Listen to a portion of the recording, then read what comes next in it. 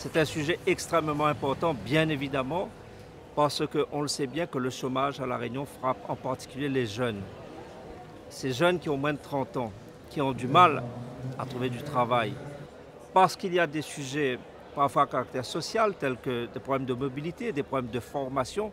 Et quand on se réunit, tous les partenaires, qu'on se met autour de la table, comme on l'a fait ce matin, à travers une grosse séance de travail, eh bien, nous mettons en place une convention qui met les actions en cohérence.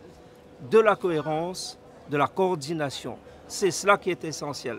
Parce que si chacun veut faire de l'insertion dans son coin, on n'aura pas de bons résultats. Et le département, qui est chef de file de l'action sociale, eh bien, porte cette coordination en lien avec l'État, la région et tous les autres partenaires.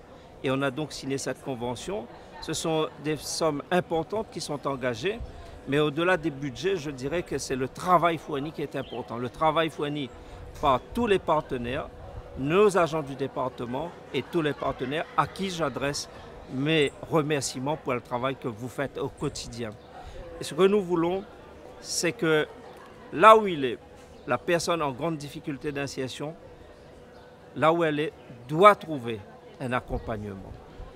Et travailleur social du département, accompagnement vers la formation professionnelle, accompagnement avec le monde des entreprises et de l'artisanat, eh bien, toute la chaîne de solidarité se met en route et nous espérons, et on le sait, on obtient de bons résultats grâce à ce travail de coordination que nous menons.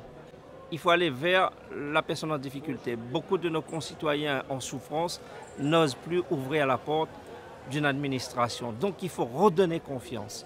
Pour cela, donc, aller vers dans les quartiers à travers les caravanes d'accès au droit, à travers les guichets que nous avons, départements, mais aussi tous les partenaires. Donc ça, pour moi, c'est primordial. C'est le dialogue, la remise en confiance. Ensuite, il faut savoir écouter, savoir dialoguer et proposer. Et à l'issue d'un dialogue et d'une écoute, eh bien, il y a des propositions soit de formation pour celles et ceux qui ont besoin de plus de qualifications, parfois d'orientation, parfois aussi il faut régler d'autres problèmes tels que le problème de logement, problème de mobilité.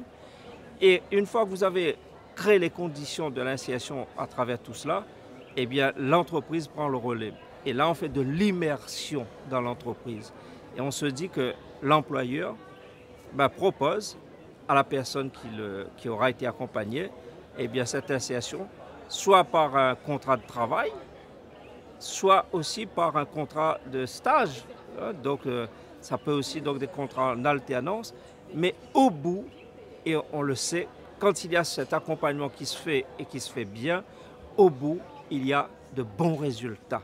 Le taux de réussite est bon et c'est pour cela que nous allons continuer, poursuivre et travailler encore plus dans tous ces domaines. Alors, ça, déjà, c'est une grande fierté pour moi d'avoir représenté le préfet à cette occasion.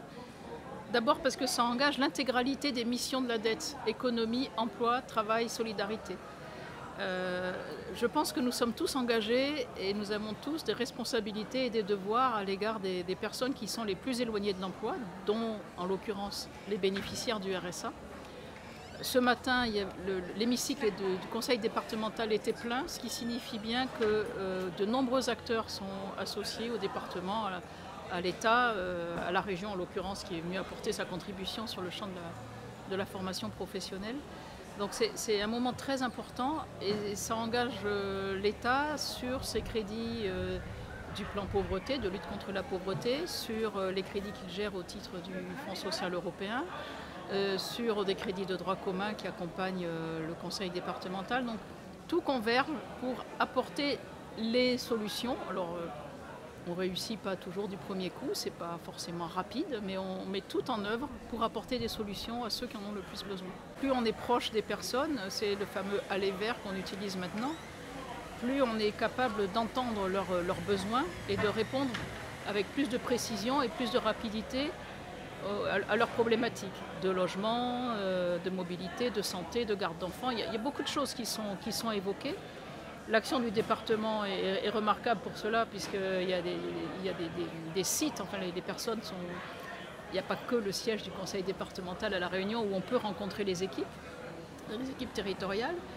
Mais il y a également tous les services de l'État, les partenaires comme Pôle emploi, les missions locales, qui sont à l'écoute, qui sont répartis sur l'ensemble du territoire et qui peuvent répondre aux besoins des jeunes et de l'ensemble des demandeurs d'emploi, avec un accompagnement qui sera plus tourné vers l'accès à l'emploi, vers l'entreprise. On a vu tout à l'heure l'intervention du président de la CPME. C'est important de remettre les entreprises au centre de toute cette question, de ces ambitions d'insertion et de sortir d'une logique qui ne soit concentrée que sur la dimension sociale, qui est extrêmement importante, mais qui intègre bien que la réussite, la lutte contre la pauvreté, ça passe par l'emploi et donc par l'entreprise. L'État va apporter à peu près 25% du montant total de ce plan territorial d'insertion, c'est à peu près 34 millions d'euros, auquel il faut ajouter 14 millions d'euros du FSE. Donc au total, le plan territorial d'insertion représente, j'espère pas me tromper dans le chiffre, 134 millions d'euros pour la période, donc 2022-2024.